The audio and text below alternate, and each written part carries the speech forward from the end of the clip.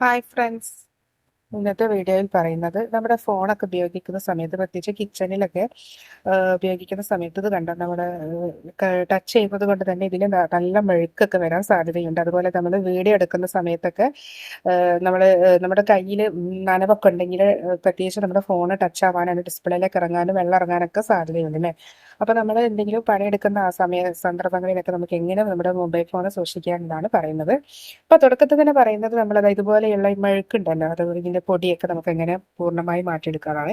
അപ്പോൾ അതിനായി നമ്മുടെ ഈ പൗഡർ തന്നെ ധാരാളമാണ് കേട്ടോ. ഈ പൗഡർ ഒരല്പം ഇതിലേക്ക് ജസ്റ്റ് ഒന്നിങ്ങനെ തട്ടിക്കൊടുക്കാം കേട്ടോ. അതിനുശേഷം നമുക്ക് ഒരു തുണി വെച്ച് നമുക്കിതാ ജസ്റ്റ് ഒന്നിങ്ങനെ കുറച്ച് കൊടുക്കാം കേട്ടോ.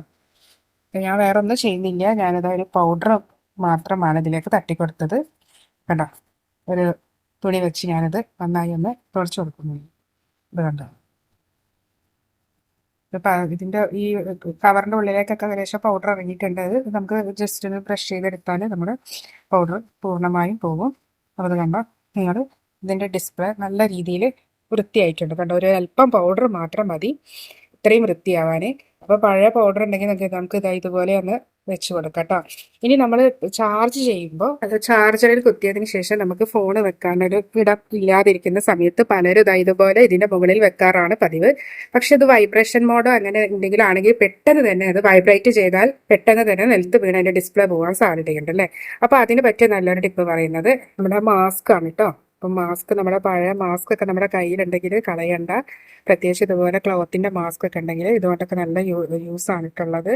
ഈ മാസ്കിൻ്റെ ഈ രണ്ട് കയറിൻ്റെ ഉള്ളിലും ഇതുപോലെ ഇങ്ങനെ ഇട്ട് കൊടുക്കാം. അതിനുശേഷം നമുക്ക് ഇത് ചാർജറിൽ കുത്താം.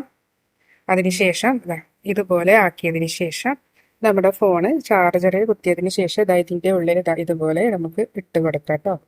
ഇത് വളരെ യൂസ്ഫുൾ ആണ്, കാരണം ഇത് പുറത്തേക്കൊന്നും പോവില്ല. ഇതുപോലെ നല്ല സേഫായി നിന്നുകൊള്ളും കണ്ടോ. ഇതാകുമ്പോൾ നമുക്ക് ഒരിക്കലും പുറത്ത് വികുമെന്നുള്ള ഒരു ചിന്തയും വേണ്ട കണ്ടോ.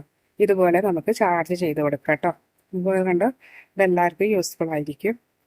അപ്പോൾ ഫോണ് ഇതുപോലെ സൂക്ഷിക്കുക. അതുപോലെ തന്നെ നമ്മുടെ ഒരു കിച്ചണിലാണെങ്കിൽ നമ്മുടെ ഫോണ് കിച്ചൻ്റെ കൗണ്ടറിലൊക്കെ വെക്കുന്ന സമയത്ത്, ഇതിപ്പോൾ ഞാൻ ടേബിളിലാണ് കാണിക്കുന്നത്, അതുപോലെ എനിക്ക് പെർഫെക്റ്റ് ആയിട്ട് നിൽക്കുമായിരിക്കും. പക്ഷേ കിച്ചൻ്റെ കൗണ്ടർ ടോപ്പിൽ ഇങ്ങനെ പെർഫെക്റ്റ് ആയിട്ട് നിൽക്കില്ല. ആ സമയം നമുക്ക് നമ്മുടെ കുറച്ച് വീതിയുള്ള വളയുണ്ടെങ്കിൽ ജസ്റ്റ് ഇതുപോലെ ഒന്ന് പ്രസ് ചെയ്ത് കൊടുക്കാം. അതിനുശേഷം നമുക്ക് അതിൻ്റെ ഉള്ളിലേക്കാക്കിയ വിധത്തിൽ വെച്ച് കൊടുക്കാം. ഇതിപ്പോൾ ഞാൻ നിങ്ങൾക്ക് കാണിച്ചു തരാൻ വേണ്ടി ചെയ്യാണ്. അത് ചെറിയ വളയാണ്. ഇപ്പോൾ കുറച്ചും കൂടി വീതിയുള്ള വള ഉണ്ടെങ്കിലും, അല്ലെങ്കിൽ ഈ വീതി കുറഞ്ഞതാണെങ്കിലും കുഴപ്പമില്ല. ഇതിൻ്റെ സെൻറ്റർ ജസ്റ്റ് ഒന്ന് പ്രസ് ചെയ്തെടുത്താൽ മതി. അതിനുശേഷം ഇതിൻ്റെ ഉള്ളിലേക്ക് ആക്കിത്തക്ക വിധത്തിൽ വെച്ച് കൊടുക്കാം. അല്ലെങ്കിൽ നമുക്ക് നമ്മുടെ റബ്ബർ ബാൻഡ് മതി. റബ്ബർ ബാൻഡ് ഈ അടിയിൽ ഒരു 3-4 ഇട്ട് കൊടുത്തിട്ട് ഇങ്ങനെ വെച്ച് കൊടുക്കുകയാണെങ്കിൽ തീർച്ചയായും നമ്മുടെ മൊബൈൽ ഫോൺ അങ്ങനെ തന്നെ നിന്നുകൊള്ളൂ കേട്ടോ. അല്ലെങ്കിൽ നമ്മുടെ സെല്ലോ ടാപ്പിൻ്റെ റൗണ്ടിലോ ഒക്കെ നമുക്ക് ഇട്ട് കൊടുക്കാം കേട്ടോ. വലിയ സെല്ലോ ടാപ്പിൻ്റെ റൗണ്ടിൽ അതിനിട്ട് കൊടുത്താലും നമുക്ക് നല്ല രീതിയിൽ ഫോൺ ഇതുപോലെ പെർഫെക്റ്റ് ആയിട്ട് നിന്നുകൊള്ളും. അല്ലെങ്കിൽ അതുപോലെ തന്നെ നമ്മുടെ കയ്യിലുള്ള മെഴുക്ക് അതുപോലെ നനവൊന്നും ഇല്ലാതിരിക്കാൻ നമുക്കൊരു പ്ലാസ്റ്റിക്കിൻ്റെ കവറിൻ്റെ ഉള്ളിലേക്ക് ആക്കി വെച്ചിട്ട് നമുക്ക് സൂക്ഷിക്കാനും പറ്റും കേട്ടോ.